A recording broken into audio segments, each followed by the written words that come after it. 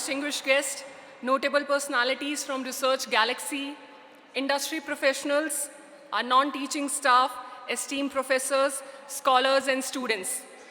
A very warm and heartfelt welcome to all of you.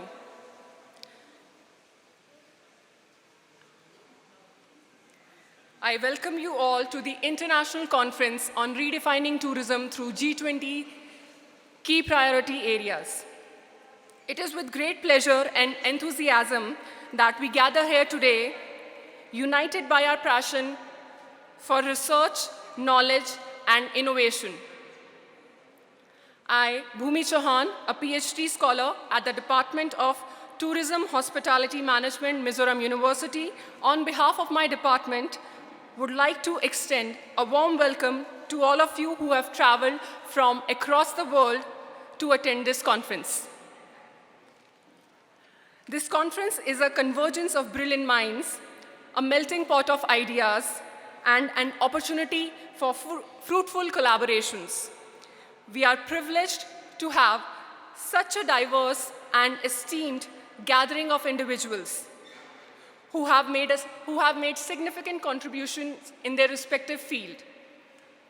Throughout this conference, we have carefully curated program that will foster engaging discussions, provide valuable networking opportunities, and facilitate the exchange of ideas. We encourage you all to actively participate, share your thoughts, research, seek inspiration, and build meaningful connections that may lead to collaboration that transcends borders and disciplines. Before we begin, I would like to thank our sponsors and partners, Ministry of Tourism, Government of India, and Department of Women and Child Welfare Development, Government of Mizoram, and Mizoram University, who have made this conference possible, and our organizing committee, who have worked tirelessly to put together this event. Finally, I would like to invite you all to take advantage of the networking opportunities that this conference provides. Use this time to connect with your peers, share your ideas, and learn from each other. Let's embrace diversity, respect different perspectives, and collectively strive towards a better and more inclusive research community. Once again, welcome to the International Conference on Redefining Tourism through G20's Key Priority Areas. We hope you have a productive and enjoyable experience for the next 2 days. Now, may I kindly request everyone to please join me in welcoming the dignitaries on stage. P. Zoramthangi Chhangte, the Director, Department of Women and Child Development, Government of Mizoram.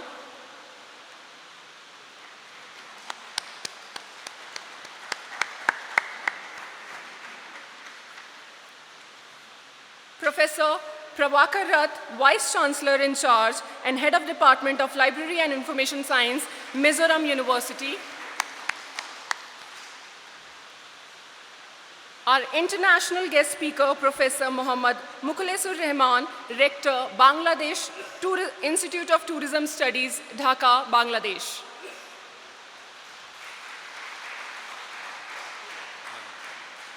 Our next guest speaker, Professor Sitikantha Mishra, former Director, IITTM, Government of India, and Pro-Vice Chancellor, Shiksha Anusandhan, University, Odisha.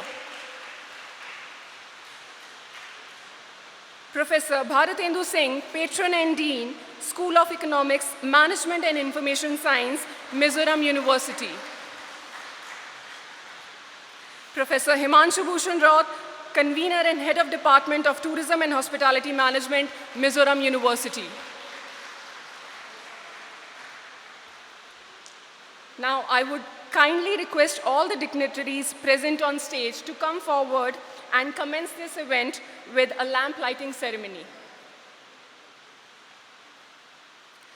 The lamp lighting ceremony sets a positive and auspicious tone for the event. It brings together the participants and symbolizes the pursuit of knowledge and wisdom, invokes blessings and signifies a collective beginning.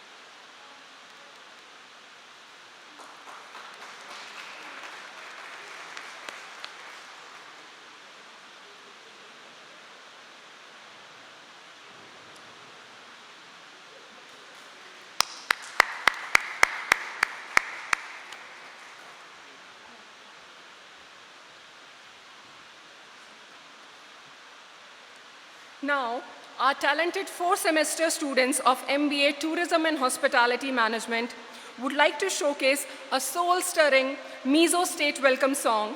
This group is led by Joseph, and I'm sure this performance will leave you enchanted and immersed in Mizo culture and heritage. After welcome song, we will invite our chief guest first because he will lead the meeting.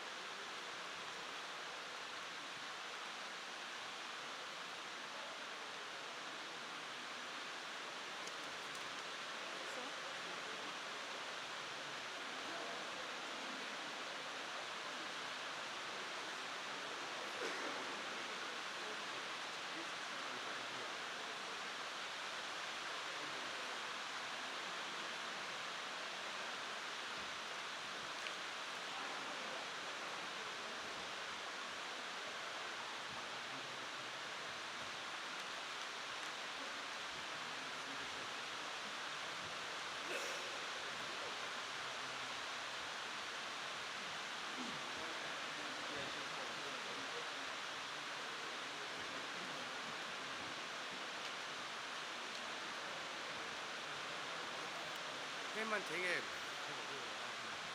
그나 힘들었어.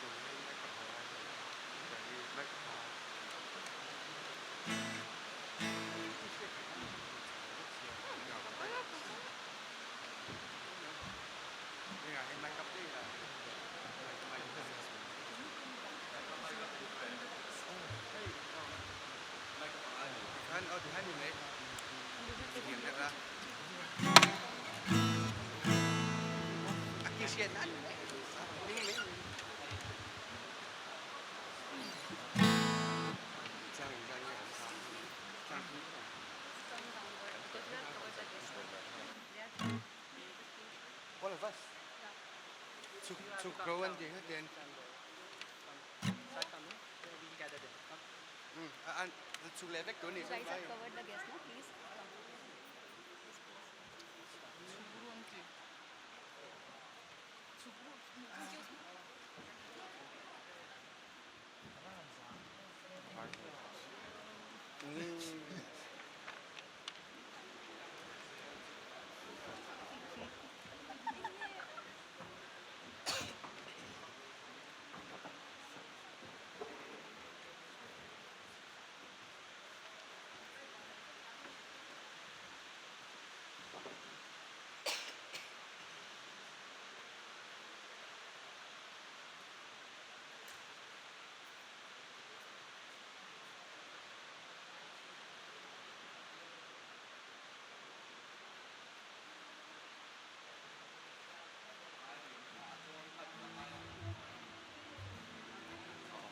la terò.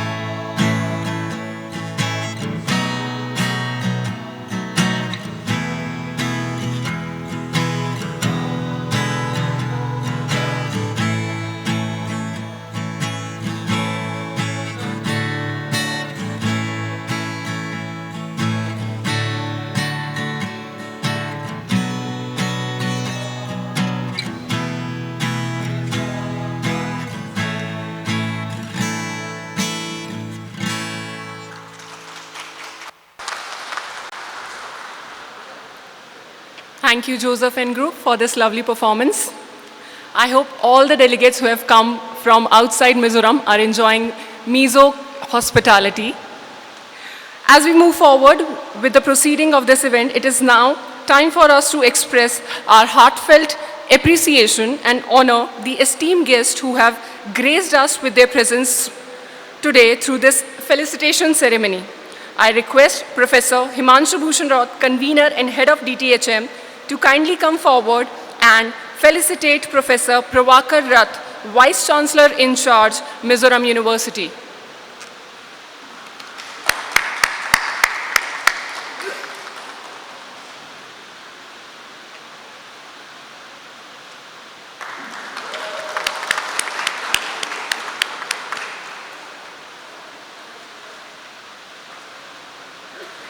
Now I request Professor Pravakar Rath, Vice Chancellor in charge, to come forward and felicitate P. Zoramthangi Chhangte, the Director, Department of Women and Child Development, Government of Mizoram.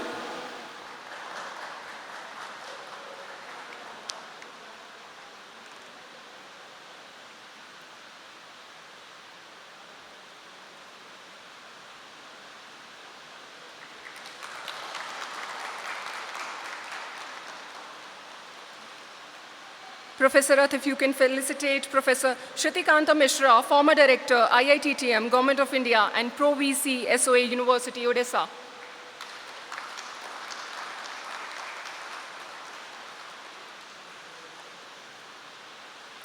And Professor Mohammad Mokhlesur Rahman, Rector, Bangladesh Institute of Tourism Studies, Dhaka, Bangladesh.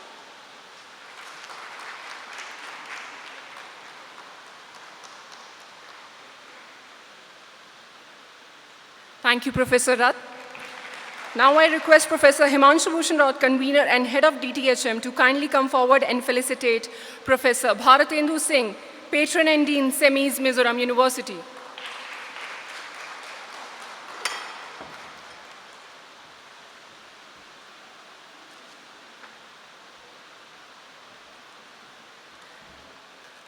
Professor Singh, now I request you to kindly felicitate Professor Himanshu Bhusan Rout, convener and head of DTHM.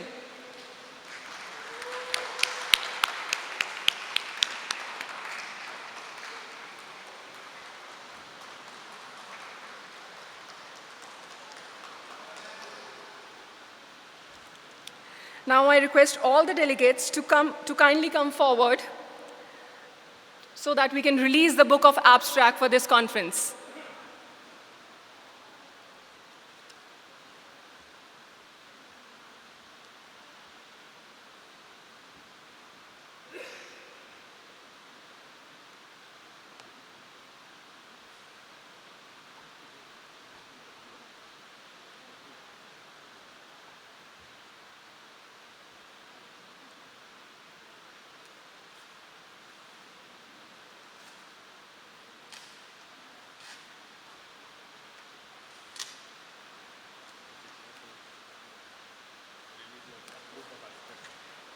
Everyone, the book of abstract for this conference.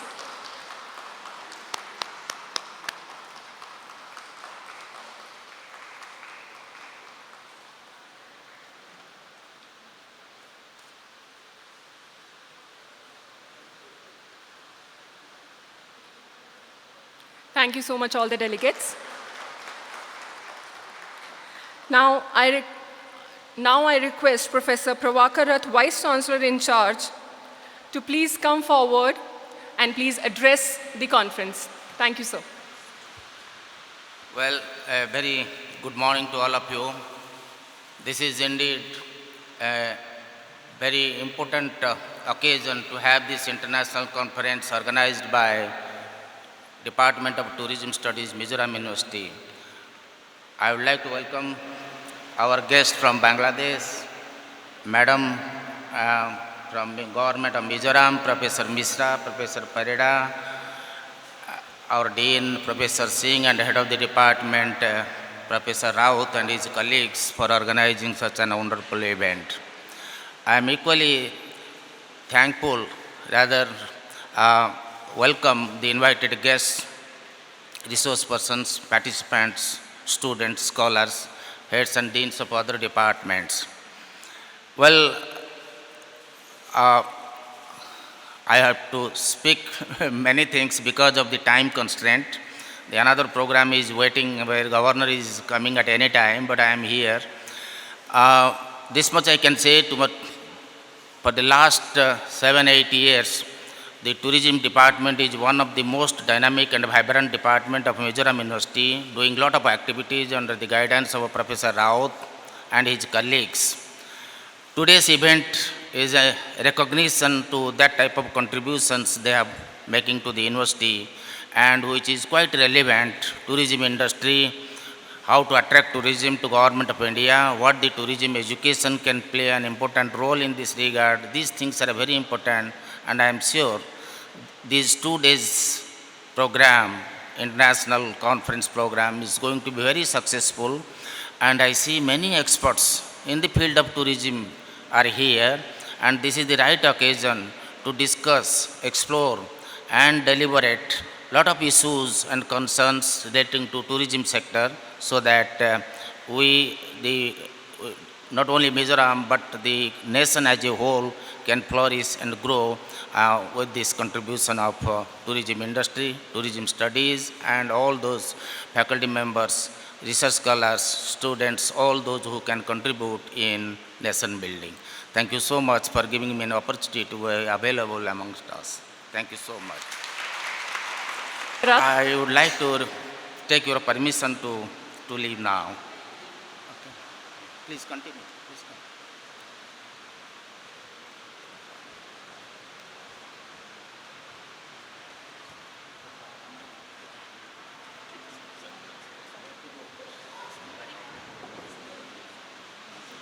now I would like to request Professor Himanshu Bhusan Rout, Head of DTHM, to kindly step forward to deliver a welcome address and provide insight into the scope and significance of this conference.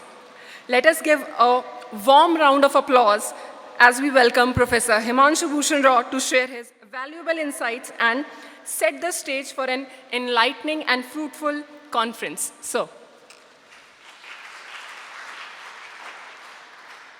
Namaskar, Chibai. A warm morning to all. Honorable Chief Guest, Professor Pravakar Rath, Honorable Vice Chancellor in charge, Mizoram University,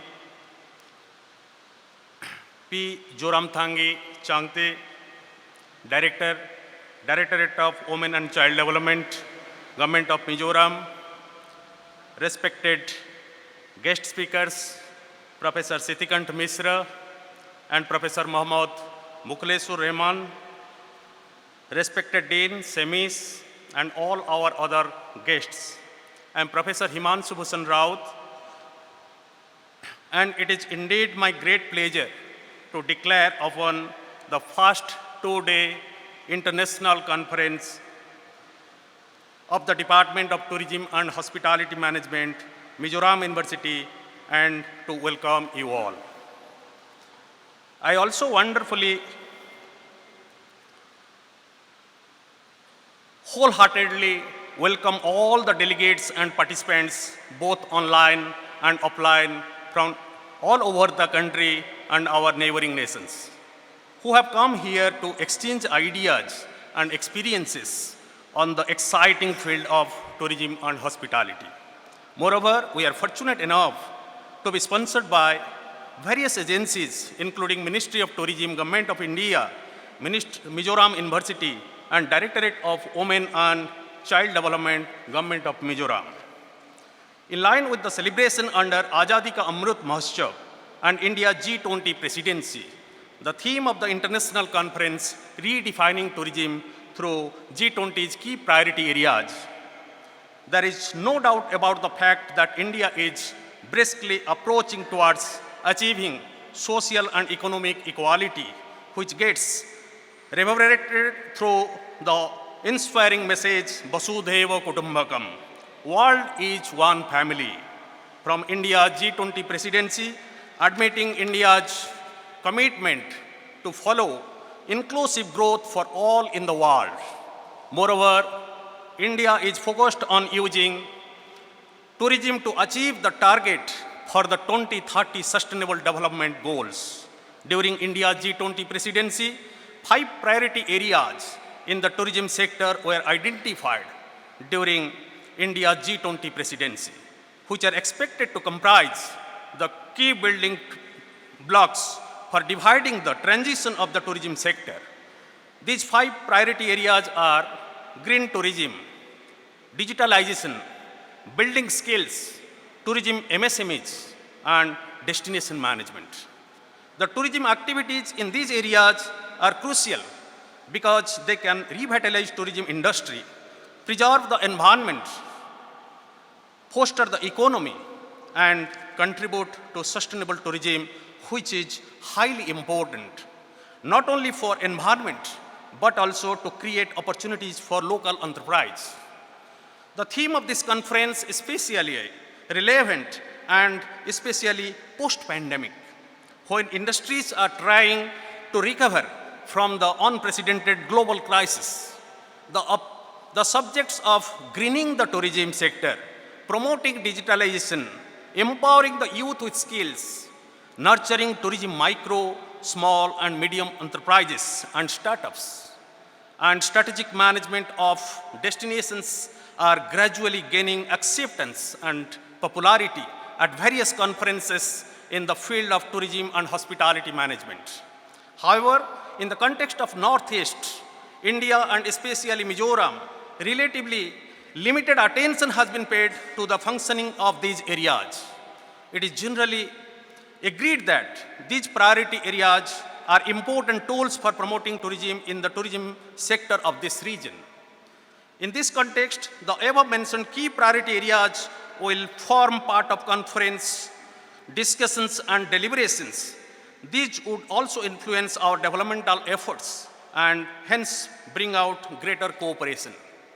The conference will present a plenary and individual sessions which address topics in the field of tourism and hospitality.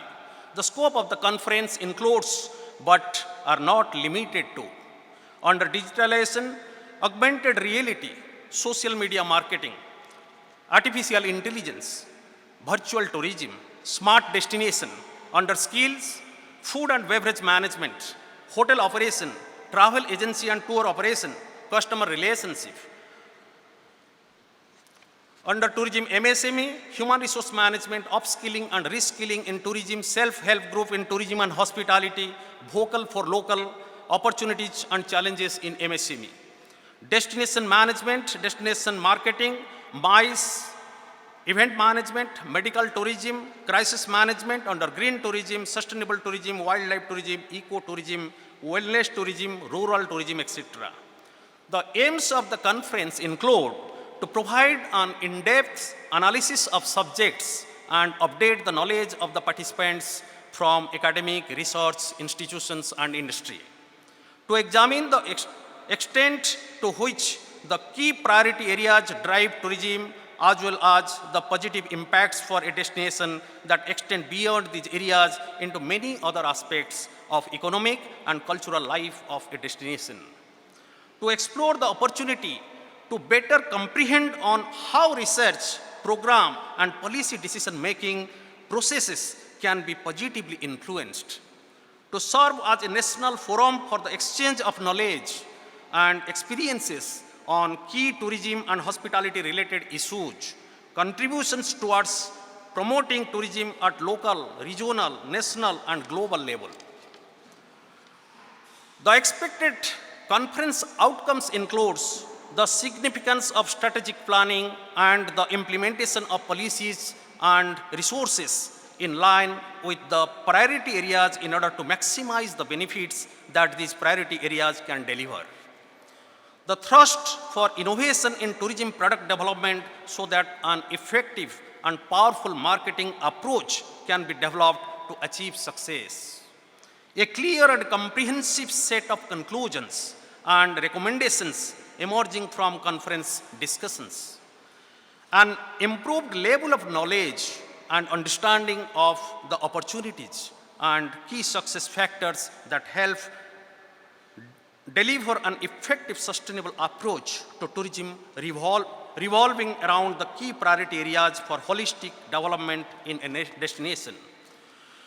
The inhabitants sometimes crop up in discussing the rationale of holding conference with diminishing interest of participants is distinctly demolished when one sees the large number of research papers submitted to this conference.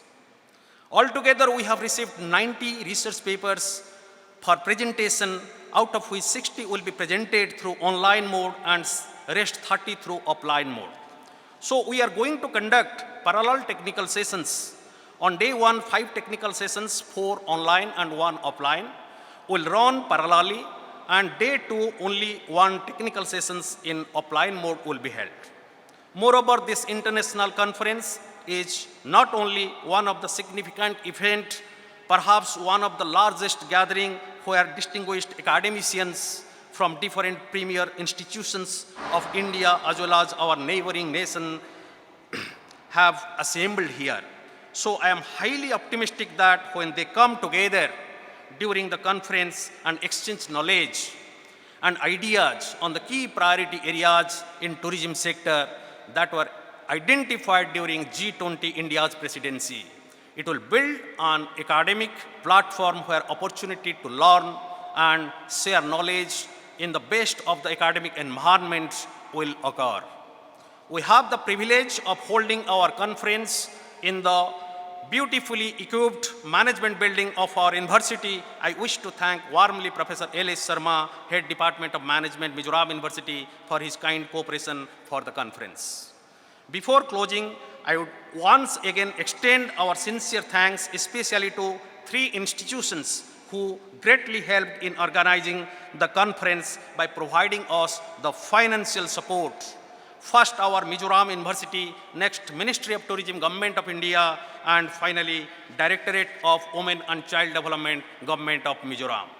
We are really indebted to them for their extensive support. Let me now close my wishing you a delightful and stimulating 2 days. Thank you. Namaskar.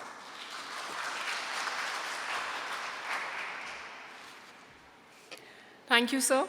Your enlightening address has provided us with a clear understanding of the vast opportunities and advancement that this conference offers. Now, I would like to invite our next speaker, Professor Bhartendu Singh, Patron and Dean, SEMIs, Mizoram University, to share his words of wisdom with us. Sir.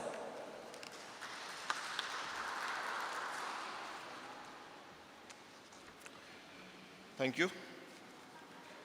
I would like to join Professor Rout in welcoming all the guests for today. Our senior most professor and Vice Chancellor, Acting Vice Chancellor, Professor Rath. Although despite his very busy schedule, he joined us, but he has to go because the governor is coming in another program, so he had to leave for that. So along with the Department of Tourism Management, I would also like to extend my warm welcome to him. I would like to welcome P. Zoramthangi Chhangte, Madam. She is Director, Women and Child Development, Government of Mizoram. Welcome, ma'am, for this very important meeting. I welcome Professor Mohammad M. Rahman, Rector, Bangladesh Institute of Tourism Studies. Welcome, sir. And I welcome Professor Sitikantha Mishra ji is former Director, IITTM, Government of India. Welcome, sir. I could see many new faces among the audience who are coming from outside Mizoram. Many of them may be coming first time in Mizoram, and many familiar faces, my own colleagues and friends. So I extend my welcome to all of you here. More than my own colleagues and friends in university, I would like to welcome more people who are coming from outside Mizoram, and especially those who are coming first time in Mizoram. You must have witnessed a very great difference between the place you are coming, between the places you traveled while coming here and the place where you are. Your journey in Mizoram starts as soon as you touch ground at Lengpui Airport or maybe Vairangte. And you will start seeing the differences. You will start feeling the differences. You will start enjoying the differences. You will start loving the differences. This is a place I used to say where you can take very deep breath like this, and it ends with joy. You will feel relaxed. You will feel energized, and again you will go for another deep breath. Quite different from so-called developed cities where you start a deep breath and I am sure that will end with either sneezing or coughing. Come here, enjoy that deep breath, and for that you need not go anywhere. That you can do anywhere, wherever you are in Mizoram. As Professor Rout was telling, there are 5 key priority areas for this G20 meet. One of the priority area is green tourism. Mizoram is a perfect destination for green tourism. I suggest, again, those who are coming from outside, my colleagues and my friends in my university, they should not take me otherwise, because I am addressing more to the guests. Guests are the God. Take as much as possible pictures with your faces and the background. While you go back, show those pictures to your spouse. And I'm sure, I'm giving you a guarantee that very soon you will be back here with your spouse. They will certainly like this, and they will start missing that they have not accompanied you in your travel to this place.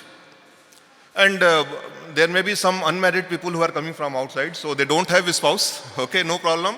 Still take your pictures, wait till your marriage, then show it to your spouse. And I'm sure your honeymoon destination will be Mizoram. Come Mizoram and you will enjoy.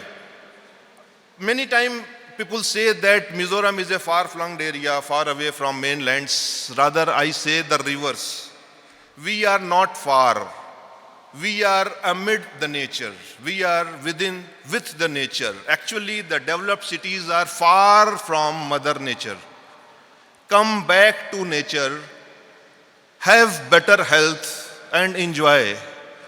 You might have witnessed smiles. The time you touched the ground in Mizoram, you must have witnessed smiles on each and every faces. I could see many faces, especially those students from the department, smiling. I guarantee you, we see smiles everywhere, wherever we go. But in most of the cases, our smiles are very cosmetic. We wear those smiles to please others. But my guarantee and my experience, I am here for almost 2 decades. My experience is all those smiles what we see here are not cosmetic. All natural smiles only. So we are very hospitable. We wait for you when you are come back to this destination.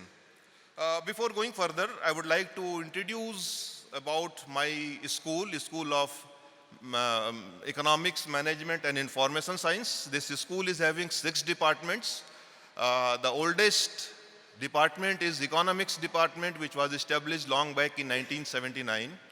Then in 2002, 2 more departments, Library Science and Commerce, started in the year 2002. I am from Department of Commerce and Professor Rath was from Department of Library Science. Then in 2007-8, Department of Management established. It is just in the same building. Then came Department of Mass Communication in 2011-12. And then the youngest department in our school is Tourism and Hospitality Management. Started in 2019, not 19, sorry, in 2019. So we are a school of 6 departments. Youngest department is Tourism Department, and they have organized a very beautiful event today and tomorrow. They have got 90 research papers for presentation. It is a long program, but certainly it is going to give light what we have started with for the development of tourism, especially in Mizoram. We are a very good destination for tourism, but still we lack something. And we need those deliberation in these 2 days program so that we can enhance further. If we talk about the lackings, one lacking is the infrastructure. We are not having that good infrastructure what we can support the tourism potential we have. See some economies like Singapore or Thailand or Malaysia, those are running mostly on tourism. Don't go outside, be in India, see Goa, see Sikkim, see Himachal Pradesh, see a few more such states. They are, I'm not telling only the tourism, but tourism is the main force there. They have proper tourism, this infrastructure for running all those facilities. We need to develop that infrastructure in our place. If you want to go, we are having many good destinations, but how to reach those places? If you want to go to, say, Muifang, nearly 60 kilometers from this place where we are sitting, nearly 50 kilometers from the city, there is no regular vehicles which you can take and go. If you want to take, you have to hire a taxi. So a very good destination. I suggest all of you who are coming from outside, if you get a time, go to Muifang, go to Rek. If you don't have that much of time to go because these two are little farther, some 50 kilometers, go to City Forest, which is very close to city. City Forest in Limen, and pass some 2 hours there. It is City Forest, name itself is coming, it is in city and it is maintained as a forest. So you will enjoy that destination. But we need better infrastructure. City Park is quite developed in last 4 or 5 years. I remember when I visited, I think first time in 2010 or something, there was nothing. But in last 4 or 5 years, it has developed a lot. And now all those, now I'm telling to my friends and especially students, they might have witnessed the difference. 7 years back, Limen and today's Limen, Lalswanga Park. The difference you understand, and the difference is infrastructure. We need to develop. Go to Rek, you have to trek, it is a trekking place. You have to trek for some 40 minutes, 50 minutes, it's not very far. Some 40 minutes and you will reach the peak of Rek. But you get nothing there. What to do after reaching there? We need to develop, if we are going with our children, they need something there, maybe a small park, maybe some swings or something like that. That can be easily developed. We need to do those things. Development of infrastructure is required, which is one of the key priority area as per G20 meet, what Professor Rout explained. We need to develop transports and we need to develop destinations.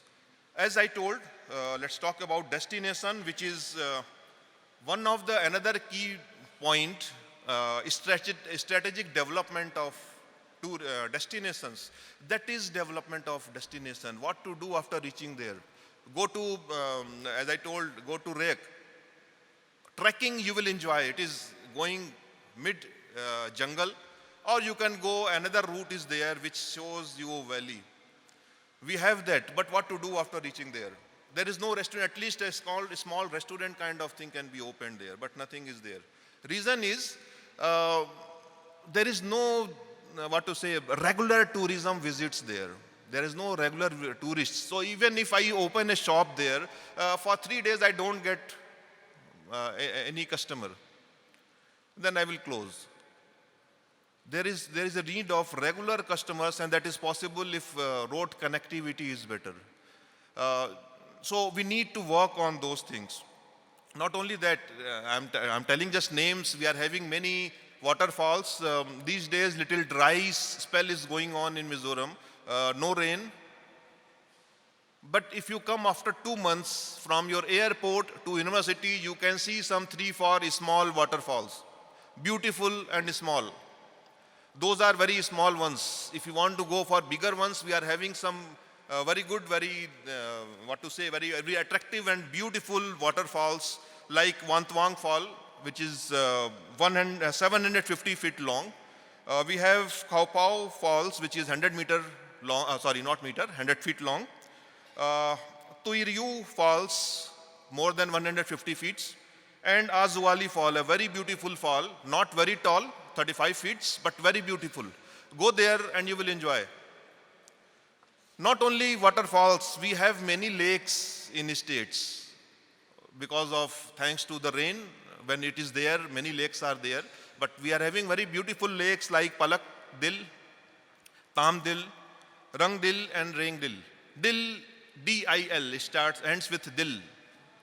Dil is my heart in Hindi, but Dil means lake in Mizo. So we are having very beautiful lakes. You can go and enjoy those places. Not only this, we are having many destinations, and rather I say that no need to go anywhere. Where you are, that itself is a good destination. Go and see just our Mizoram University campus. If I request our organizer to arrange at least a Mizoram University trip for our guests from outside. I may help you in that. That itself is a very good place. We have a very good, beautiful football ground and many other things we have. You will enjoy all those things. This is a different time period. If you come in sometime in September, July, August, September, after rains, you will experience a very beautiful thing here. While coming inside campus or anywhere, you will see you are coming from a road where you are having a very big valley in front of you. One side a tall hill is there, one side valley is there. In valley, many houses, many trees, even roads are there. People are walking and moving there. It's fine. While coming in evening, you will see this. Go early morning next day. What you will witness is nothing is there. Everything is just white. Bed sheet is there. Not bed sheet, it is cloud. You are on the road and in the valley, cloud is there, full of cloud, and you cannot see anything through that dense cloud. On top, sun is there. You will be witnessing sunlight. You will be experiencing sunlight, but below you are unable to see anything. You are above the cloud. Satveं asman pe. So you will enjoy these things. You have to visit not only once, more than once, to experience this place for its fullest strength. Then one more thing I would like to tell here is, as I told, infrastructure is little weaker in this place. We need to develop it, and very good thing is going to happen. It is about to start next year. Railway connectivity. It is going to be very close to Aizawl. I hope in next year it will start. Once railway starts, this will give a very good opportunity for our own people, entrepreneurs. What key priority area says, MSMEs and startups in tourism, that will give a very great opportunity for those things. Once railway came, hundreds of people will come in one go, more than hundreds. Every day, 2-3 trains means maybe some 500 people will come. As soon as they get down from train, they need tea, they need some food, restaurants required. Nothing is there where train station is proposed. So a lot of development is possible. We have to take initiative. I'm suggesting to those students who are willing to start some setup for this, don't expect you will start earning on day 1. Possible that on day 100 also you will be earning very less. But wait, and very good return you are going to get if you start up in tourism. Mizoram is having very great opportunity for tourism, and our infrastructure is not that good to support. Don't expect everything government will do. We have to come forward, public partner, private partnership kind of thing, and we can develop ourselves in a very good manner. And that is one of the key area also for this G20 meet. Then we need to change our mindset also. We are very hospitable already. As I told, we are very smiley. We greet everyone. We are very friendly. And especially again, I would like to highlight this thing to the people who are coming from outside. It is a well accepted thing that Mizoram is the most peaceful state in India.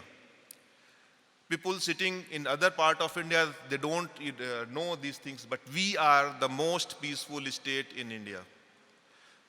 Most peaceful in many sense. There is no crime, there is no snatching.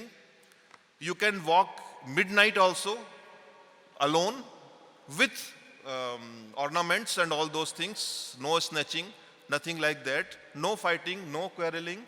And if you go to city, you will realize that no honking, no one will push horns behind you. If you are going very slow, the next car will follow you. They will not honk. Rather, we use horns to say thanks. When someone gives pass, the person who is going ahead, he press horn, a very slight horn, to say thanks. And the person who has given the pass will again press a small horn to say thank you, welcome. We use horns for thanking and welcoming, not for honking the people ahead. We are like that, but we need to make some more changes, like we need to learn something. First thing is language. Taxi drivers are the first people who meet the tourists. If they know Hindi and English, it will be good for them. It will be good for the tourists. We need to change this thing. We need some training institutes for Hindi. And not only Hindi speaking, what to speak. They should be well versed about that tourist destination. They are actually the sellers. They are actually the introducer for these products. Destinations are product for ourselves. They should know all about the tourist destinations. They should be able to sell it. That kind of training this department can give. So this department, tourism department, in collaboration with Hindi department, they can have some workshops for taxi drivers or shopkeepers, small shopkeepers, how to attract people. Then many other things we need to learn. We need to learn about hygiene factor. That is one thing which is lacking in Mizoram, I feel. Otherwise, we are very hygienic, but in food, sometime, if I call, I remember 2004 when I came, I went to a shop, tea shop, for passing some time. I had to wait for bus for some 20 minutes, so I went to there and asked for a tea with samosa. I told, because language was a problem, I told two, and with indication to samosa, two. And I got four samosa in the plate. And I was thinking what I told and what he understood. I asked two samosa. I think he thought 2 plate samosa. For us, 1 plate means 2 samosa. I thought he misunderstood it. I got 4, and now I have to eat 4 samosa. That is too much. So I couldn't take actually. I took only 2. I thought, okay, I will pay for 4, not a big thing, but I took only 2. And then I saw that the person who gave it, he took that plate back, and remaining 2 samosa he kept in the showcase again. That if you do in city of Delhi or some other places, no customer will come to you. If you do it behind the curtain, we don't know what is happening. In 5-star hotels, we'll listen. They don't wash utensils and all those things, but we are not seeing at least. But if you see this thing, customers will not come. We need to learn this thing. We need to learn the difference between veg and non-veg. If there is some specific veg shops, you will get very good attendees there, because there are people who are living only on pure veg items. And once rail is coming, train is coming, then many people will come who are pure veg. So that may be a good area to think about. So we need to change our mindset also. We have to learn. Don't expect the tourists will learn Mizo. You have to learn Hindi. You are to welcome. So we need to change our mindset to actually cater more, to invite more people from outside. We have very good infrastructure. We have very good things, but still greater deeds remain. What is the motto of our university? Greater deeds remain. Whatever you do, still there are many other milestones to be achieved. And very soon we will start achieving few more milestones. Thank you to the Department of Tourism Management for inviting me here.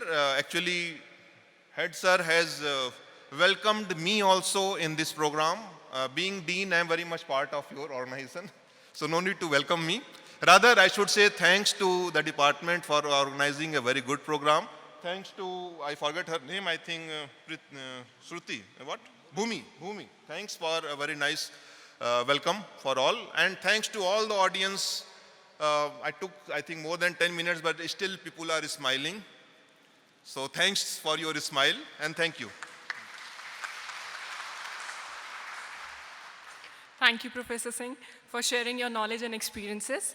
Even I'm not from this place, and I came here 2 years back, and I can vouch for every single thing that Sir has shared with us about Mizoram being a scenic beauty. So everybody, please enjoy Mizoram till the time you are here. Next, I would like to invite our guest speaker, Professor Sitikantha Mishra, presently appointed as Pro Vice Chancellor, Shiksha Anusandhan, University, Odisha, also a member in Board of Governors, IITTM. Professor Mishra, a former director of IITTM, a multi-campus institute of Ministry of Tourism, was felicitated at the 6th Asia-Euro International Conference on Tourism, Hospitality and Gastronomy, particularly for promoting IITTM into a leading center of excellence. He was the first academician to occupy the position. He has authored many articles in national and international journals, wrote 3 books on themes related to tourism planning and marketing. His main area of interest are strategic management, financial management, and tourism planning. So, Professor, please.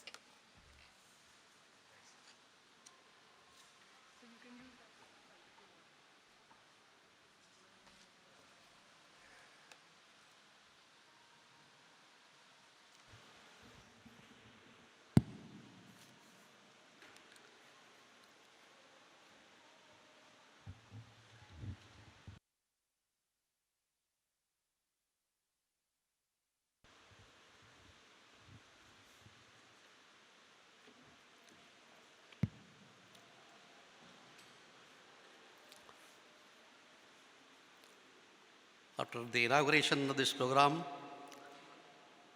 the esteemed Acting Vice Chancellor, Professor Rath, has left for another meeting, which is a part of us. So,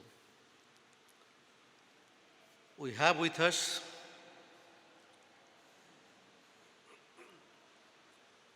the Rector of the Bangladesh Institute of Tourism Studies, Professor Mokhlesur Rahman, the Dean, who was addressing not only about the conference, but trying to promote the destination of Mizoram. Thanks for his involvement, association for the university and for the state, the dynamic Director, Madam, Child and Welfare Department, Women and Child, yes, that's the name everywhere. Thank you, Madam, your presence.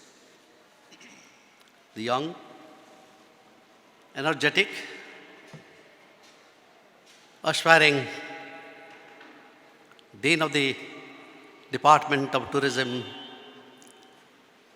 and Hospitality Management, Professor Himanshu Bhusan Rout, my dear colleagues and friends, starting from Professor Pradhan, Monica, S.K. Gupta, Namit, Vivraj, Rao, Saurabh, not yet remember your name. You are from Silchar. And many others. Sorry, time is and Professor Parida also. So time is a constraint. I join with the organizers to welcome all of you, particularly to the learned delegates and the beloved students of this department. I was going through the theme of the conference at the initial stage. I had something, what should we redefine? Redefining tourism through G20’s key priority areas. Many students may not be aware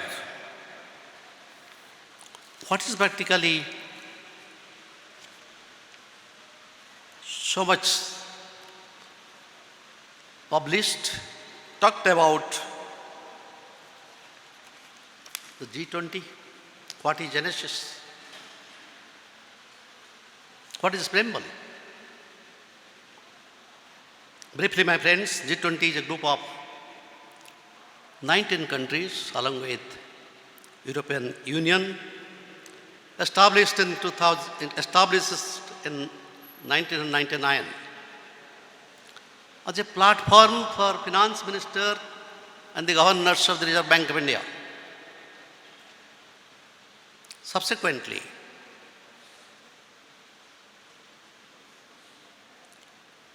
it was transformed to a platform of the heads of the countries. It's normal, the G20. There are many other invitees are also with the G20s.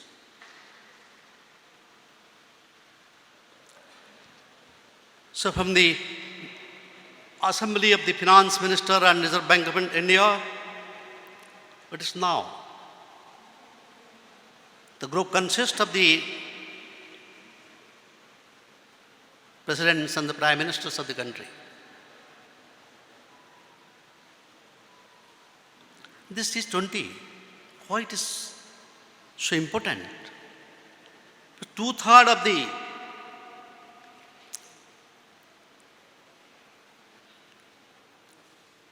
total population of the world, 75% of the global trade, 85% of the world GDP, they control only 20 G20 nations. So it was converted because of the crisis, financial crisis we met in 2007. Now it is a premier forum for international economic cooperation. On 1st December 2022 was a momentous day for the country. India took the presidency, the prestigious presidency of the G20. As the largest democratic country of the world and the fastest growing economy, India's G20 presidency is playing a crucial role in the rebuilding upon, it's not only redefining, rebuilding upon the significant achievements than the past 17 presidencies. India is the 18th president. India took over this presidency at the beginning of the Amrit Kaal. India got its independence in 1947, and 2022 we observed our 17th anniversary, and 75th anniversary. So when they're planning for the centenary, a futuristic plan we have, which is inclusive of the development of the society, distinguished by the human-centric approach at its core. The logo of the Yes, the logo. Already Professor Rout has talked about it. Logo and the theme together convey a powerful message of India's G20 presidency, which is striving for just and equitable growth for all the world. As we navigate through these turbulent times, you know about it, still we have to think of a sustainable, holistic, responsible, and inclusive manner to solve these problems. And we have taken a human approach, which we have inherited from our forefathers. As a nation committed to democracy and multilateralism, India's presidency will be a significant milestone to find a practical solution, an actionable plan for the benefit of all. That is what we have said, Vasudhaiva Kutumbakam. Am I audible to you? Vasudhaiva Kutumbakam, if in Sanskrit, the whole world is a family.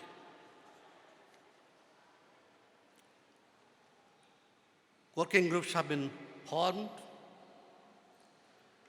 on a global priority areas such as green development, climate, inclusive growth, digital economy, public infrastructure, technology transformation, and reforms on women.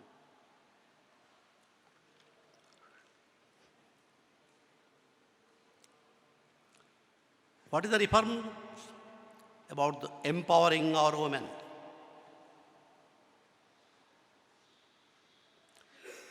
And that will accelerate the sustainable development goals set before us. More precisely, the priority areas, the socio-economic issues such as agriculture, anti-corruption, digital economy, education, highlight tourism, employment, energy, environment, many on. Particularly the tourism, trade and investment would be focused in this 1 year of presidency of our country. Minister of Tourism is organizing a large number of events throughout the country. More than 40 such events have been organized, starting from Run of the Kuch, and in the northeast, Siliguri, Darjeeling, Agartala, Aizawl. Most other places are covered. Initially, we thought it will be 50 to 55. Now, I think the events are being organized in many other places. 2 days back, the Minister of Tourism and Culture was in Bhubaneswar for the Summit of the Culture. I'm talking to the Minister of the country, Mr. Reddy. Efforts are being made to take these delegates of the 20 countries to these destinations. Already, Dr. Himanshu has said there are 5 golden steps have been planned. Green tourism, bringing tourism for a sustainable, responsible and resilient tourism sector. Digitalization, empowering the youth with skills for jobs and entrepreneurship. The SMEs, most of the tourism organizations are minor and small. So there is a plan for nurturing the SMEs, the startups, particularly in the private sector, to unleash the innovation and dynamism, to rethink about the strategic management of our tourism destinations. Further, the ministry has planned two major things in this. One is village rural tourism.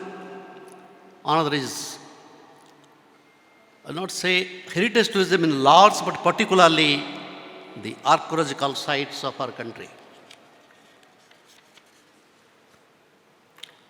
I will not talk more about this rural tourism and the archaeological sites, because many other researchers, I saw they have done their research on it, so I should not. India also aims to pull out of the pandemic adverse effects on many sectors. We are already at that stage, pre-pandemic stage, and particularly to push ahead of the tourism sector. By 2024, we will definitely reach not only the pre-tourism place where we are, but we will cross that. Some actions have been taken. I was thinking that Madam Saxena will highlight on that, so I was not thinking about making a presentation on it. There is a substantial change of our visa on arrival. Travel-friendly immigration facilities have already been done so that the international travelers could come without any hassles. Not only you see that they are primarily they're thinking about the rural tourism and the archaeological sites, but other areas like the cultural tourism, spiritual tourism, medical tourism, which we are all through trying to develop, popularize. In that, now we are planning to have the hill tourism, including the Northeast and the Himalayas. Infrastructure for major tourist destinations are going ahead. Some of them have been made at international standards. Government of India is, particularly Ministry of Tourism, promotes various tourism products and tourism destinations and selling it abroad. And for that, the objectives should be made through an integrated marketing and promotional strategy. Even our Indian missions are working on it. I'm sure G20 will be used to position India as a major tourism destination during India's presidency. Minister of Tourism estimates that foreign tourist numbers could reach 15 million by 2024. Within 1 year, we are expecting, hopefully we'll cross that. And if you reach 15 million, it will contribute around 30 billion earnings. 30 billion earnings. It's not only for our country. G20 will create an awareness among all the G20 countries about the importance of tourism. You must have come across a very recent study by the digital payment players, Visa Incorporation and Professional Services Firm, EY, titled Charting the Course of India Tourism Mega Trends Unpacked, available goals. Takes a long-term view of India's tourism industry beyond this pandemic's impact and identifies mega trends expected to shape the sector over the next decade. You'll be astonished about their forecast. Tourism industry of our country is on track to reach $1 trillion US dollar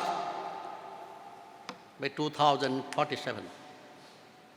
By 2047, India expects to reach, plans to reach $1 trillion US dollar. The study identifies the sustainability, enabling technologies, and the evolving tourism preferences with much care, which you said, the experience. Tourists must go with that experience, the quality of experience, are the main disruptive forces driving tourism in a sustainable manner. At present, the global tourism market is valued at $180 billion US dollars. But so far India is concerned, it's very meager. We have hardly 2.5 billion, and though it is growing at a 15% rate. I was planning to think in case of redefining, as I told you. Yesterday when I was sitting in the airport, I was waiting for my friend Professor Pradhan to join in the Bhubaneswar, an old newspaper, I saw it. I caught the piece. It is on 16th, Times of India. This heading was really changed my approach. India's love for diversity is country's real strength. Mr. Raut, that is the redefining. I am not telling it, just I am quoting it. India's love for diversity is country's real strength. India is home to many cultures, cuisines, customs, and lifestyles. Unquote. The Prime Minister of our country said the natural and intrinsic love of Indians for diversity is the nation's real strength, and that kept us united through centuries. He also said that it is this aspect which has drawn the world towards India today. India's home. India is home to many cultures, cuisines, customs, and lifestyles, where people belonging to different communities, practicing different faiths, speaking different languages, observing different rituals, not only coexist, but also celebrate each other's diverse way of life. Ek Bharat, Shresth Bharat program that envisages bringing people from different religions together to know each other's culture and traditions, unquote. That is perhaps the right approach to take the tourism further. My topic was thinking of giving a presentation, but no facilities there. Maybe tomorrow I'll think of it. Just what practically we should do it. Why quoted it? So my approach was that redefining tourism through India's key priority areas, lesson from Indian ethos. What is the Indian ethos? What our forefathers have done? What we have inherited from them? Some salient features I will talk upon. Can I speak for another 5 minutes, sir? Indian ethos, my children. What practically we mean by ethos? Many things we know, but difficult to define. Many things we know. In this pre-university, I read the definition of money. If someone will ask what is the money, can you really define what is the functions of money in a brief way, which you call definition? You can go across numbers of definitions given by various authorities. But someone very nicely said, money is that what money does. Money is that what money does. Over the table, under the table, election to business. So what is Indian ethos? What do we mean by ethos? Ethos refers to the values and practices that the culture of India, which we call Bharatiya Sanskriti, has contributed to the service, leadership and management of an organization. These values are practiced and rooted in the which is called Sanatana Dharma. It is called eternal essence, Sanatana Dharma. Indian principles of management are based on two aspects of it. One is management of self. If I come to this place, I am not able to manage myself. I cannot manage any affairs, whether it is my home, if I plan to, my university, my country, whatever, even my seminar and presentation on hand. I have to manage first of myself. Second, management of the situation. It refers to the principles of self-management and governance of the society. Any entity or ecosystem by wisdom as revealed and brought forth by the great scriptures like Vedas, Upanishads, Purans, Gita, Mahabharata, Bible, Quran, Granth Sahib, and other scriptures. When he said Sanatana Dharma, maybe tomorrow I'll speak on it, it has the essence is Om Purnamidaha, Purnamidam, Purnat, Purnamidachyate, Punnasya Punnamadayo, Punnamevo Vasishyate. Out of the perfection, perfection comes. Out of perfection, perfection comes. That is the basic concept of Indian ethos. Excellence in terms of enjoyment so far tourism is concerned through doing the aspects of Indian ethos. Starting from the first book, Vedas, Rig Veda has said, a sound mantra for value-based business. Late, I am quoting from Vedas. Time is late, so I am not quoting the slokas. Let man think well on wealth. Let a man think well on wealth and strive to win it only following the path of dharma, path of law, dharma and karma. To offer karma as a worship to divine, let him take constant guidance from his own inner wisdom and prajna, having much greater ability to solve all the managerial problems in an ethical way. This is absolutely a world-defining philosophy of Indian wisdom. What is called dharma? I am not saying anything on Hinduism, but I am only telling you as a student of management how I look into it, whether it is Quran, whether it is Gita. It says, what practically you call dharma? Dharma means the action, right action, ethical action. Dharmahang rajyang. Dharma is the basic thing of any organization, basic principles of any organization. If you go through the Ramanand Sagar's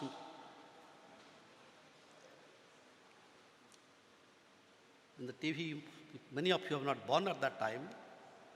Any Ramayana you go through or see it, what will find?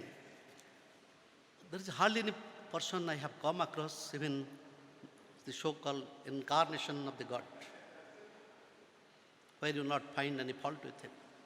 All through he has followed as for the conscience, as for the values, as for the ethics. One person to me I have identified, you may not agree with me, his name is Vidura in the Mahabharata, the minister. He has said, Dharmena rajya vindate, dharmena paripalayet, dharma moolang sriyang prapta no janati no hinate. Any state organization benefits only by adopting the ethical action, the right action. So through principles of the kingdom or organization, only through ethical means is to be administered. Kautilya has echoed it, Paropakarayam Srayam. If you do the welfare of others, your welfare will automatically come. Sarve bhavantu sukhino, sarve shantu niramaya, sarve bhadrani pashyantu, ma kaschet dukkha bhag bhavet. When he said, sarve bhavantu sukhino, let everyone be in happiness. Lastly said, I am not concerned of me. Sarve bhavantu sukhino, sarve shantu niramaya, let everyone maintain good health. When sarve bhavantu sukhino, am I not a part of it? That is what Kautilya has very cleverly said it. The Upanishads have also said the same thing. Time is a constant. Whether it is Ishopanishad, tomorrow I will give a presentation because there is no, I have come with the preparation of that. Upanishad, Ayurveda, Holy Bible. I am not talking about only for sustainable development, not only tourism, for all sectors of the world. In Bible, Genesis 1, verse 22:7, clearly asserts that God created human beings. And this is fundamental to the environmental justice, which affirms the social and the economical rights as well as the environmental self-determination. My friends, you can go and check it from the Bible. You cannot say that, if anything say, we can say it is not a Bible. I said the Bible says it. Follow it. Produce the well-being. Consume the sustenance. You cannot take it with you. It's a common English proverb, which is meaning, it is said that moral intent of the reorient people from material acquisition in this life towards concern for that which is the advantage for our eternal life. That is what Bible professed. It's advised, don't pollute the land where you are. Bloodshed pollutes the land, and atonement cannot be made for the land on which blood has been shed, except by the blood of the one who shed it. What a nice quote of Bible. I should not talk before my friend about the Holy Quran. Just one or 2 points I'll touch upon. Islam calls for the efficient use of the natural resources and waste minimization. Allah says in the Quran, eat and drink, but waste not by excess. He loves not the excessive way of anything. Anything excess is bad. That's what Kautilya said. Ati garbe hate yalanga, ati manischa kaurava, ati dane balir baddha, ati sarvatra garahitam. If you go for anything excess, you'll cross the limit. There cannot be a question of sustainability. How much is too much? Gandhiji rightly said the world has enough to meet the people. World has enough to meet the need of the people, not the greed of the people. Gandhiji has said it. The last part, Allah created a perfect balanced world on the basis of the sustainability. This balance must be maintained with the man acting moderately, thoughtfully, and justly. Waste, pollution, and destructions are the very qualities that Allah abhors. Finally, last point I will touch upon on Quran and Islamic sustainability, which perhaps now we read in our classes as the definition of sustainability growth, sustainable development, and Islamic sustainability economic definition is that the current economic needs, I quote, the current economic needs must be within the scope of not causing harm to the future generation. That's what always we advocate. In Islam, the rights of a person and the rights of organization has been defined. The question comes why it all happens today. Because of our loho, because of our moho, we don't think of the future. We don't listen neither to the Gita, Quran, or Bible. Sadly, I'll conclude. Because a practicing Hindu, the writer of all these scriptures, 18 living these Vedas, 18 Puranas, Shubha Puranas and Upa Puranas. There are 18 major Puranas. The essence of the 18 Puranas, finally the author Maharshi Vyasa has concluded. Astadasu Puraneshu Vyasasya Vasanadvayam Paropakarayo Swargayo Papayo Parapidanam. What is the essence? Two things. The welfare of the mankind. If you do the welfare of mankind, that is called punya.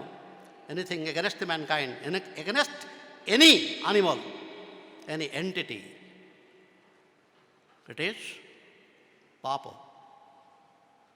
So, Astadasu Puraneshu Vyasasya Vasanadvayam Paropakarayo Punnayo Papayo Parapudanam.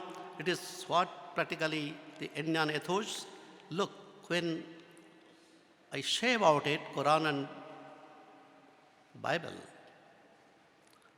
as a practitioner of Hinduism is not a religion, it is a way of life. The Supreme Court has said, I am not telling. Every day when I pay respect to my Guru, Acharya Deva Bhava, Atithi Deva Bhava, Pitaro Deva Bhava, Matara Deva Bhava, I equally give importance to all these.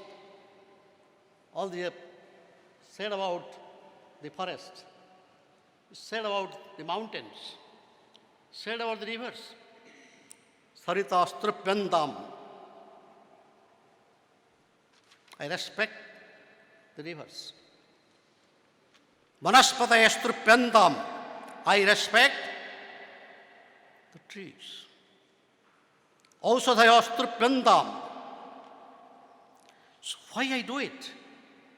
It's a question of gratitude that I am grateful to my teacher, I am grateful to my father, I am grateful to my mother, I am grateful to the forest, I am grateful to the ocean, I am grateful to all these creations. Whether it is sun, whether it's light, whether it's wind. So when you do anything, at the end we say, so I'm not talking about the tourism aspects of the Northeast, particularly of the Mizoram, my friend. The Din has already given more highlights, so I have taken more time on it. I'll end with this, the prayer. That's in Sanskrit, Odyo Shantireva.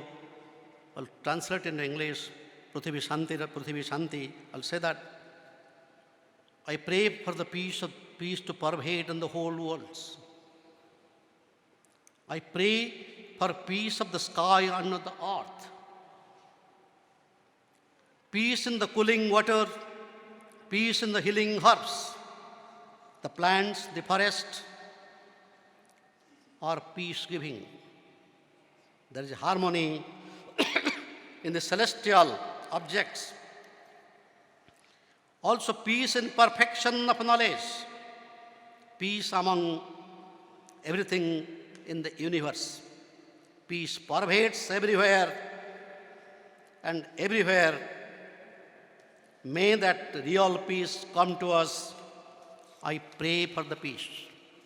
Ya Devi Sarvabhuteshu Santi Rupena Sansthitam Namastasya Namastasya Namastasya Namon Nama. The God has no hand, the God has no eye. In Durga Puja, you must have seen in different places, they recite it. What is the meaning of it? God is the incarnation of knowledge. Ja Devi Sarvabhuteshu Jnana Rupena Sansthitam Ja Devi Sarvabhuteshu Vidya Rupena Sansthitam. God is incarnation of peace also. That's why it is lastly said, Ja Devi Sarvabhuteshu Santi Rupena Sansthitam, Santi Rupena Sansthitam, Santi Rupena Sansthitam. Before I conclude, I am thankful to Mizoram University, particularly to the head of the Department of Faculty of the Department of Tourism and Hospitality, my old colleague, Dr. Himanshu Rout, for giving me an opportunity here to plead my ignorance on this subject. So many other experts are there in the next 2 days. The frontiers, I'm interested to listen to them with rapt attention and carefully. I have not listened to them for a long time. Nimit is looking at me. I do not. So that's the intention of a heart. Thank you, my friends. Ladies and gentlemen. Ayamaramho Shubham Bhavatu, Shubham Bhavatu, Shubhaya Bhavatu. Thank you again. Thank you, Professor Mishra, for your kind words and generously sharing your time, knowledge, and support with us.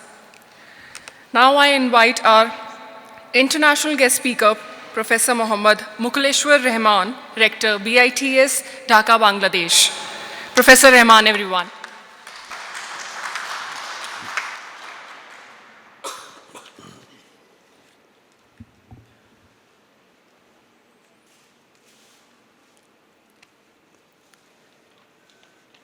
This is really a very nice and interesting moment for us because now we are in an international tourism conference.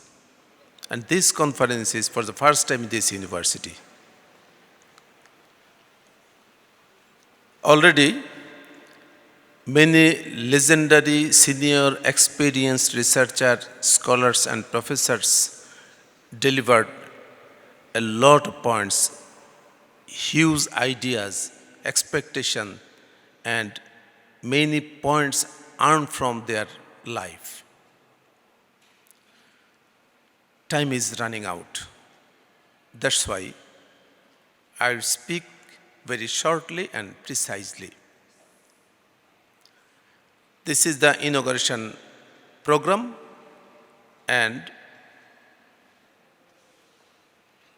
Professor Himanshu Bhusan Rout, the head of the department, he is now on the chair, and other scholars on the stage, and not only that, in front of me, outside Mizoram, many scholars and legendary professors came here, and many students are in front of me.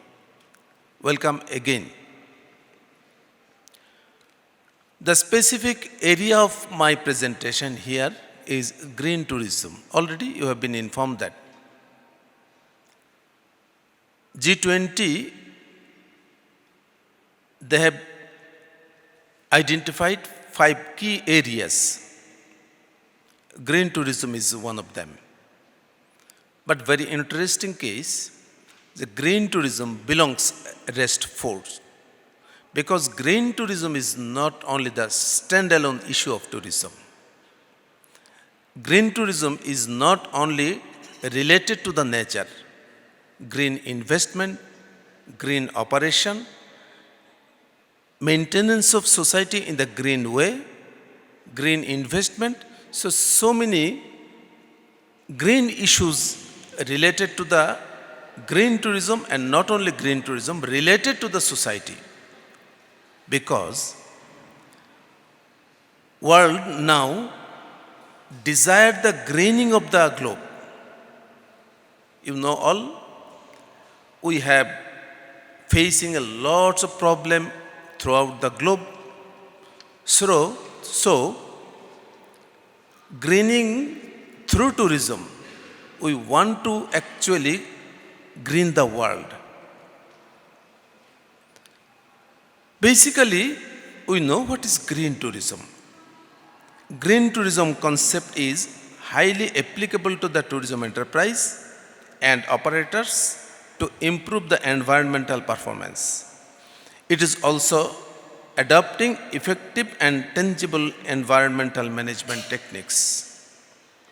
But very interesting case, at present condition, contemporary period and for the future time, we don't want only green tourism. Because linear operation of tourism is running on. But we are saying and we are trying to develop new kind of approach, new kind of management, technological issues for circular green tourism. That means circularity. Circularity is very important in case of economy, in case of any kinds of operation, in case of life, because total resource of the world is limited. But we have to use all the resources for long ways, long time.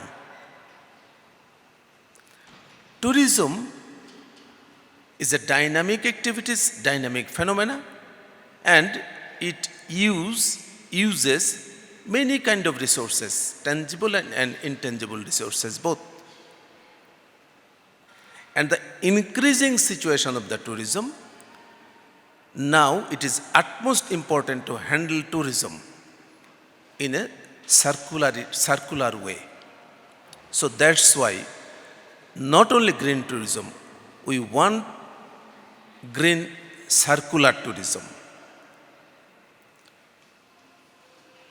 The circular green tourism keeps resource effectively, reduce environmental impact, and conserve the natural capital as well as social capital.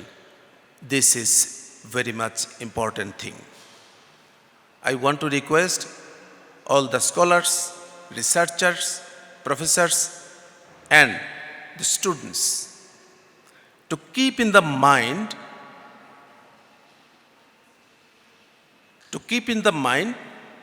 to introduce tourism as a sustainable part of life, because only the economic development is not the single issue of tourism. Sustainability is the main issue. And sustainability, if we want to establish and continue the sustainability, diversity is very important. And greening is a major issue of diversity. All we know, this is 2023. Within 7 years, that means by 2030, we have to achieve 17 sustainable goals. But still, we are afraid of not to achieving the goals. And already, United Nations World Tourism Organizations, they says clearly that without tourism, not any single goal will be achieved, particularly goal 1 and goal 2. Without tourism, not possible to achieve. So tourism is the integral and indispensable issues of the globe. Tourism is the latest issue of the world, but very important, and probably the most important issue of the world to progressing, to sustainability, to make the people in a peace and making everything in a congenial situation. I am very much glad and thankful to this department, particularly Professor Rout, who invited me here. And Mizoram is my first visit, but I hope it will not be the last, because this place is very dramatic, very interesting. From last day to today, 2 days, I have enjoyed cloud, rain, storm, and many more, which I cannot express. Thank you, everybody. Thanks all again. Thank you, Professor Rahman. Your valuable insights have expanded our understanding and provided a solid foundation for further exploration. Thank you for your time and commitment to delivering such an inspiring and impactful talk. Thank you, sir. Now I would like to invite our next speaker for this session, P. Zoramthangi Chhangte, Director, Department of Women and Child Development, Government of Mizoram. Madam has the experience of working in WCD for the past 29 years. Her area of expertise is early childhood care and development. She has served as a master trainer and had developed the early childhood curriculum in Mizo language, which is being used in more than 2,000 Anganwadis across the state. She also had the privilege of working with adolescent girls who were school dropouts and had pioneered skill training to more than 300 girls through convergence with line departments. Madam.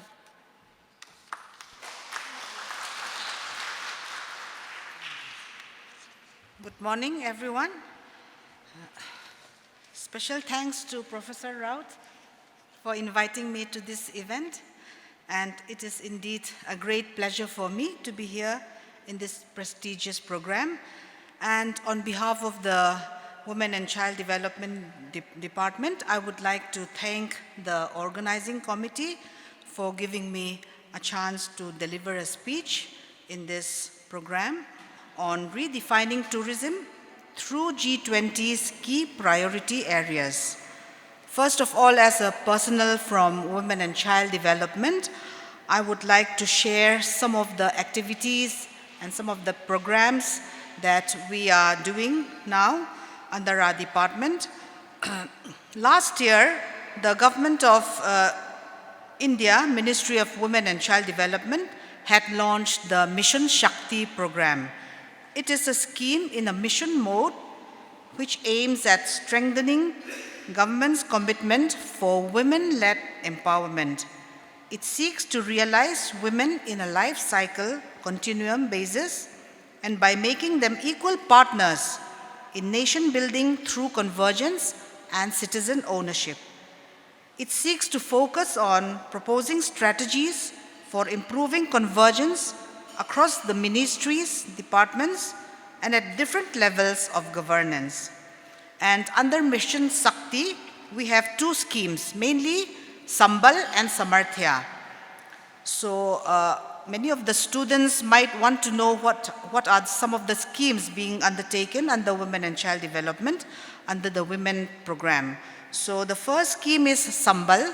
So under this we have a number of sub-schemes again. One is the One-Stop Center. As the name suggests, the One-Stop Center is a center where women who have faced atrocities in their homes or maybe outside the home can go and stay for 5 days and 5 nights. And here they are provided basic necessities like medical aid, legal aid, and filing of FIR. And another activity that we are doing is the Women Helpline. So we might not have heard of this, so let us take note today that there is a Women Helpline which is being run by the Women and Child Development, and this helpline number is 181. So if any woman is in a distress, she can call this number. It is toll-free and it is operated 24/7. And it is for women affected by violence, women who are seeking support and general information also. And this Women Helpline will now be integrated with Child Helpline and also with the ERSS the police helpline, which is 112. So this preparation is going on, and we are almost ready to launch this integrated helpline. And another scheme that we are undertaking is the Beti Bachao, Beti Padhao scheme. You might have heard of it. And this scheme's main objectives is to prevent gender bias, sex selective elimination, to ensure survival and protection of the girl child, to ensure education and participation of the girl child. Just today also, I was just thinking that not many girls are there in the management line, because I saw many boys, but there were fewer girls. So I was just wondering, why the difference? Why aren't more girls coming into the management field? Okay. And another program that we are going to undertake is Nari Adalat. This is a new component for providing women with alternative grievance redressal mechanism. It is for resolving cases of petty nature like harassment, subversion, curtailment of rights or entitlements faced by women at the Gram Panchayat level, and this will be implemented in a phased manner. And the other scheme that our department is undertaking under Women Program is the Samarthya scheme, or empowerment of women. So under this we have the Shakti Sadan, which is an integrated relief and rehabilitation home for destitute women to prevent trafficking. And the scheme aims at creating a safe and enabling environment for the women in distress, including trafficked women, and giving them the strength to overcome their difficult circumstances and making a fresh start. Women of all categories can stay in this home for up to 5 years, and even women can be accompanied by their children. If it is a male child, up to 12 years of age, and if it is for female children, they can accompany their mothers up to 18 years. And another program that we are undertaking is the Working Women's Hostel, or the Sakhi Niwas. Working Women Hostel component of the scheme is to promote availability of safe and conveniently located accommodation for working women with daycare facilities for women living in the hostels. So I was just thinking, as we were coming to MZU today, I was thinking if there are enough hostels here for the working women. So this can be one area where we can also converge, because the Ministry of Women and Child is very open, so they can provide the funds for these working women.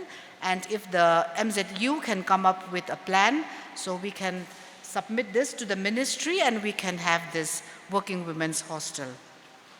And another scheme that we are undertaking is the crèche or facility, which is a place where working mothers can keep their children for 8 hours a day.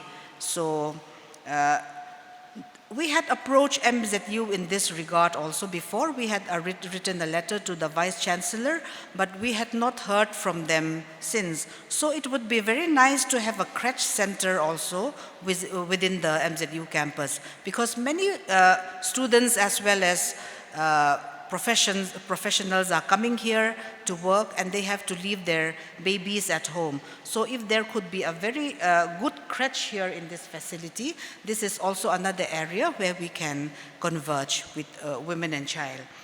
And the other scheme is Pradhan Mantri Matru Vandana Yojana.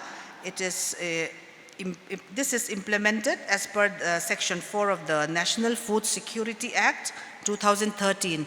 And under this scheme, a woman on her first pregnancy, she can receive rupees 5,000 in 3 installments. So we might want to tell some of our friends that everyone is eligible, except if for salaried people, which is not eligible. So any woman who is pregnant with her first child can avail this opportunity. She can get rupees 5,000 if she enrolls herself in this scheme. And another program that we our undertaking is the gender budgeting. It is a tool to facilitate gender-sensitive analysis in the formulation, implementation, and monitoring of policies, programs, and budgets. Gender budget aims to disaggregate the government's budget according to its differential impact on women and men. So this is quite a new thing, and even for the department, we are still looking for ways to converge with other departments regarding gender budgeting. So here also I think we can converge with tourism department also. And apart from the schemes that I had mentioned, the Women and Child Development is also the nodal department for other legislations such as Protection of Women from Domestic Violence Act 2005, under which we have protection officers designated in all the districts, and any woman who is facing violence at home can call the protection officers, and the protection officers can come to her and they can help her in whichever way, be it legal provision or whatever. And another legislation that the department is taking care of is the Sexual Harassment of Women at the Workplace, Prevention, Prohibition and Redressal Act 2013. And lastly, according to the United Nations Agency, the World Tourism Organization, and as we have heard from the previous presentations, tourism has a pivotal role to play in achieving the objectives at the heart of the 2030 Agenda for Sustainable Development. In particular, the commitments to gender equality and empowerment of women of Sustainable Development Goal 5, which is gender equality. It is also mentioned that tourism has been proven to provide pathways to empowerment, and that the opportunity for tourism to make a difference in this area should be maximized. So just last week, we had gone to Shillong for one meeting, and there we were staying in the Marriott Hotel. So what I observed when we first reached the hotel was that instead of the bellboys, there were bell girls everywhere. So this is one thing where we can come up also. More women, more girls need to come into the tourism industry, into the hospitality industry also. So I think this is also one area where we can converge. And today I am very blessed and very happy to learn about the importance of tourism and the opportunities it carries in different areas, not only for the job prospect, but also for a wider range in encouraging the empowerment of women and gender equality. I would also like to share with you that promotion of tourism for gender equity will be included in our department's future endeavors, and we look forward to having a better relationship with the tourism department here in MZU. Lastly, I extend my sincere gratitude to all the wonderful people gathered here. It's been an honor to be among you, to be among such accomplished individuals, and to be able to speak before you all. Thank you for this opportunity. Thank you so much. Thank you, ma'am.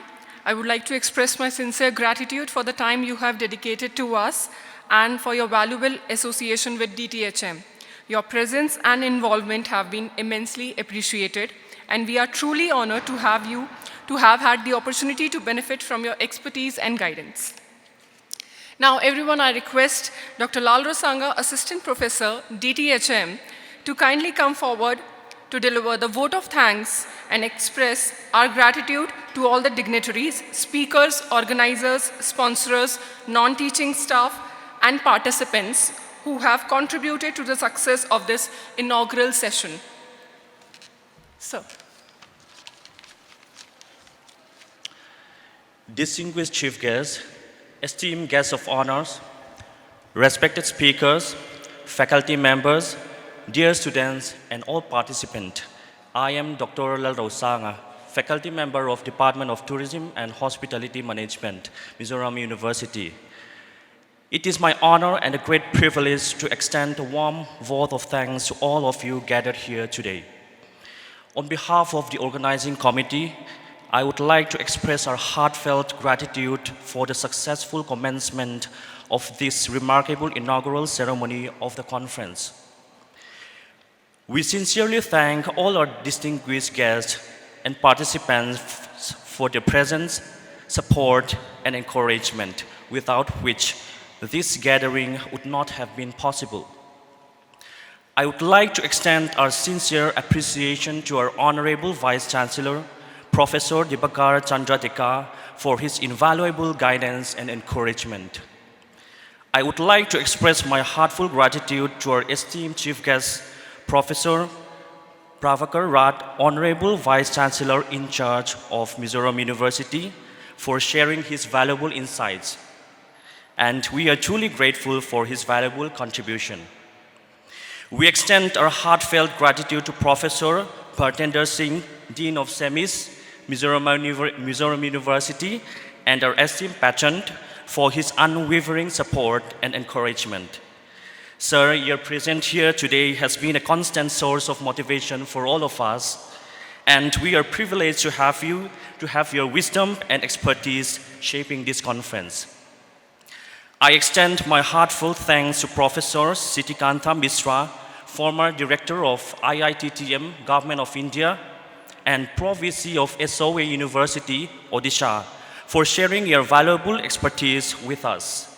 Sir, your profound insights have enriched our understanding and ignited our passion for the field of tourism and hospitality. We express our deepest gratitude to Professor Mohammed Mokhlesur Rahman, our distinguished international guest speaker and Rector of the Bangladesh Institute of Tourism Studies, Dhaka. Sir, your presence here has greatly enhanced our event and enriched our knowledge and understanding. We would like to express our sincere appreciation to Mrs. Zoramthangi Chhangte, Director of Women and Child Development, Government of Mizoram, for gracing us as our guest of honor. Ma'am, we deeply appreciate your generous contributions and steadfast support. And we are honored to have Professor Himanshu Bhusan Rout, Head of Department of Tourism and Hospitality Management, Mizoram University, as our convener. Sir, your unwavering commitment, meticulous planning, and exemplary leadership have played a crucial role in bringing this conference to fruition.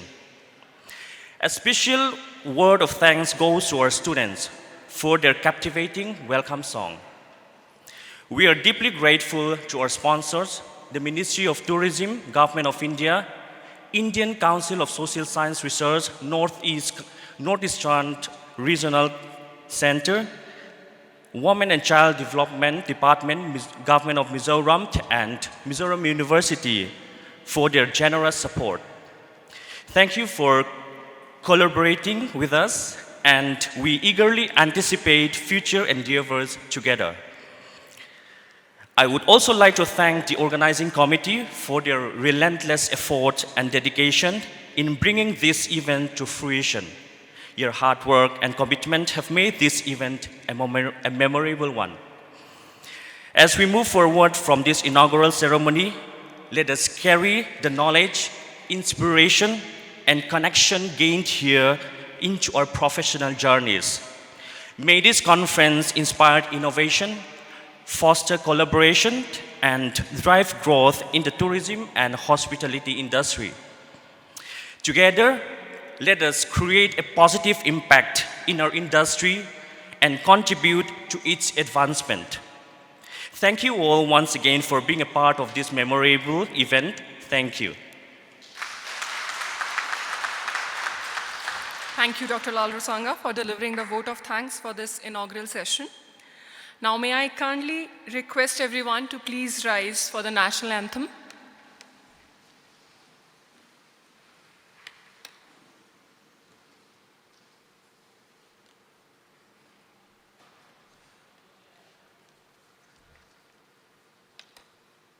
जनगण मन अधिनायक जय हे भारत भाग्य विधाता पंजाब सिंध गुजरात मराठा द्राविड उत्कल बंगा विंध्य हिमाचल यमुना गंगा उच्चल जलधि तरंगा तव शुभ नामे जागे तव शुभ आशीष मांगे गाहे तव जय गाथा जन गण मंगलदायक जय हे भारत भाग्य